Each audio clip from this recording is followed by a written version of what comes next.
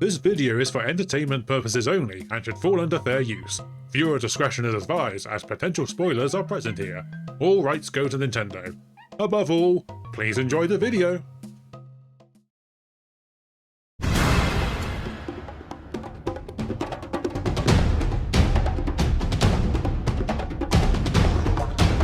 I think it's safe to say it's been a long while since there's been a brand new Donkey Kong game. I mean, throughout the first Nintendo Switch's run, we got a re-release of Donkey Kong Tropical Freeze, and Donkey Kong Country Returns for the 100th bloody time. It was no surprise that when Donkey Kong Bananza was announced for the Switch 2, everyone was hyped, especially considering it looked like the game was made by the same guys who made Super Mario Odyssey, which was later confirmed.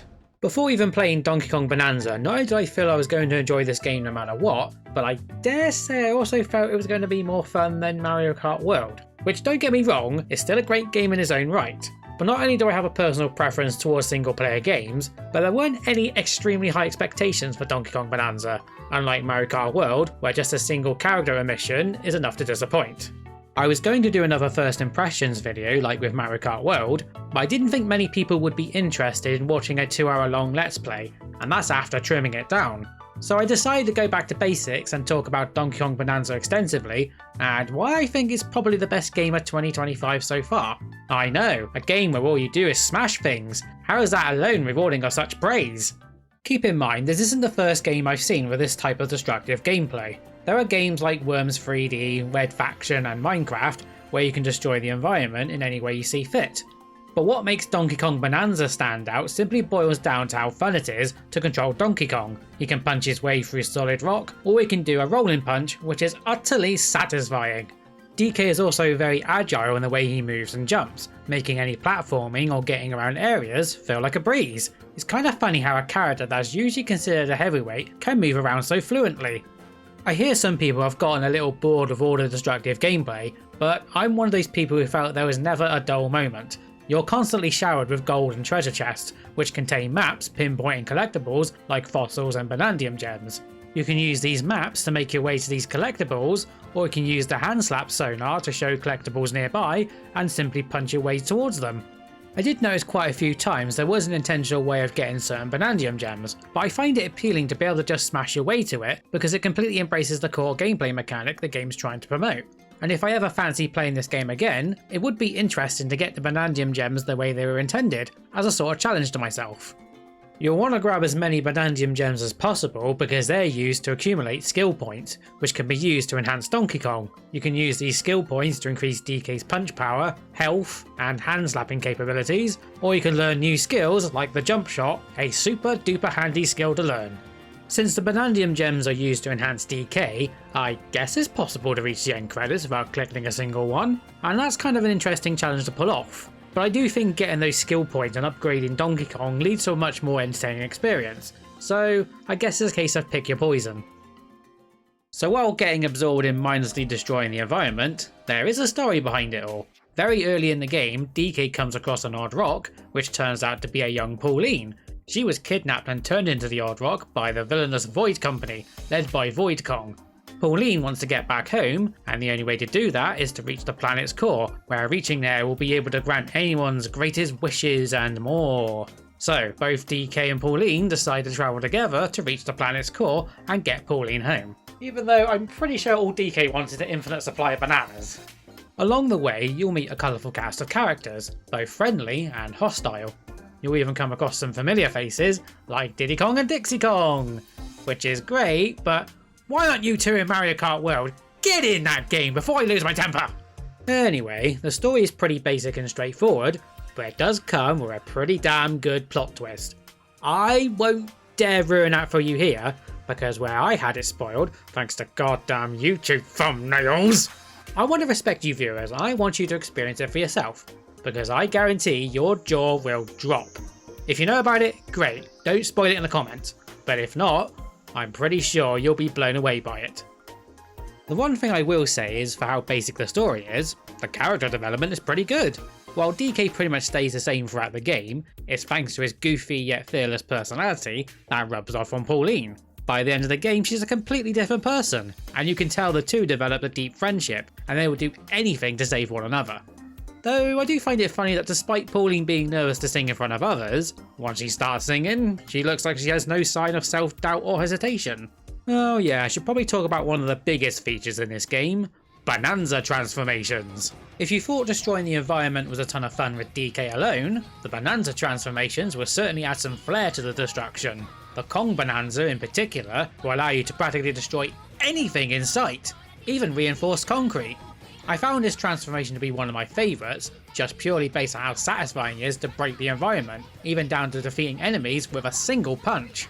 Sadly, I didn't end up using the ostrich or zebra Bananzas as much as I would liked, especially the zebra Bananza, which seemed very situational. That being said though, I think the zebra Bananza has got the best goddamn music track in the entire game.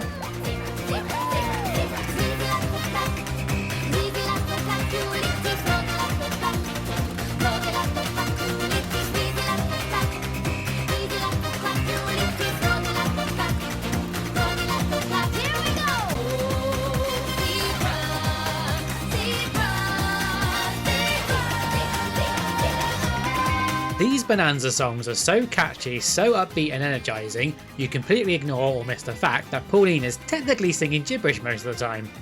You might even notice that when you're transformed, Pauline will actually lip sync to the music. And even then, I still don't know what she's saying. But it doesn't matter, because you're probably too busy dancing to the beat. That's how good these music tracks are. And it doesn't stop there. I'm sure you're familiar with those nostalgic challenges themed after past Donkey Kong levels. The first one has a remix of Jungle Hijinks and... oh my god, it is a banger!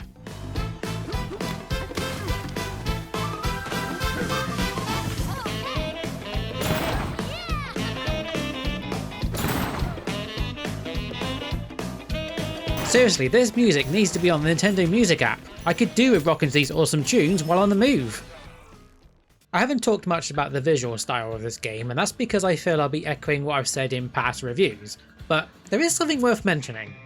I play video games to get away from the doom and gloom of reality, and the more vibrant, imaginative and fun a game looks, the more drawn I'm going to be towards that particular game.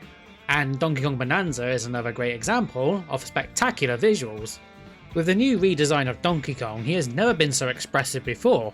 He has a clear expression for every action he does, from tearing chunks from the ground to shivering in the cold. Sure, it's probably not the first game to add little details like that, but the amount of charm that shines through is what makes it appealing. Regarding the themes each level adopts, they could have easily been one-note environments, but when you take the time and look around, you'll start to notice little details that give these levels a touch of life. Take the freezer layer for example, it looks like a generic ice level with a zebra aesthetic in mind, but then you notice, that's a giant fan in the background. All this is supposed to be mud, but it looks like chocolate with sprinkles. Then you realise that what's supposed to be snow looks like ice cream. And is this lava or uncooled taffy? This place really is one big freezer, isn't it? One thing I like the look of in this game is water. From the way the water flows while giving off sprays of mist, to every ripple caused by jumping. It's the most natural looking water I've ever seen in a video game.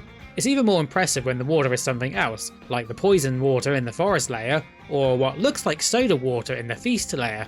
Speaking of the feast layer, not only does this place look super tasty, I mean what looks like bacon is making my mouth water, but I love the way the cooking oil looks here. I truly believe I'm floating in a boiling deep fat fryer, and those fries in the distance are cooking. This is amazing stuff! So far, all I've done is praise Donkey Kong Bananza, but is there anything wrong with the game? Honestly, looking back, it was a bit of a struggle to identify anything objectively bad. There are one or two gripes here and there, but in my opinion, they're quite minor and subjective. One thing that did get on my nerves was sometimes when you throw a huge chunk freestyle, DK would sometimes throw it in a very unexpected direction instead of the direction of the camera. I couldn't figure out why he was doing that, whether DK was aiming at something on his own, or if it was a bug of some kind. Regardless, it happened quite often and it got frustrating very quickly. I'm also a little torn on the difficulty. I did notice things were getting more challenging at a fitting pace, but I feel some parts the difficulty spiked unexpectedly.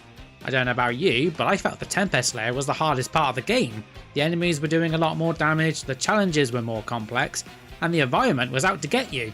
I probably spent hours in this one part getting a Banandium gem by trying to find 4 Factones, which is a recurring challenge in this game, and I tell you, these ones were very well hidden. I just find it weird that this one layer was difficult, yet the layers afterwards were much easier and straightforward. And on the other hand, the boss battles were ridiculously easy. Occasionally some bosses required some strategy to take them out, which makes them a bit more memorable, but most of the time it was just a case of going up to them and wailing on them for the first part, then activating the Kong Bananza once they turned into concrete. Apart from those tiny little gripes, everything else about Donkey Kong Bananza is goddamn amazing. I mean, talk about a renewed interest in a particular game series. I was blown away by this game, and I don't say that very often. I usually find something that doesn't quite work or is a little underwhelming, but not with this game. I go by the philosophy that if you struggle to find anything wrong with a particular game, it might just be your definition of a perfect game. And in Donkey Kong Bananza's case, it sits on that high pedestal along with the likes of Ocarina of Time and Banjo-Kazooie, in my opinion. I can't help but love Donkey Kong Bananza. The visuals are stunning, the music is fantastic as always, the story is intriguing, and the gameplay is a smashing great time packed full of fun. If you're on the fence about getting a Switch 2 and Mario Kart World isn't quite selling it for you, then I believe Donkey Kong Bananza might just be the game that will win you over.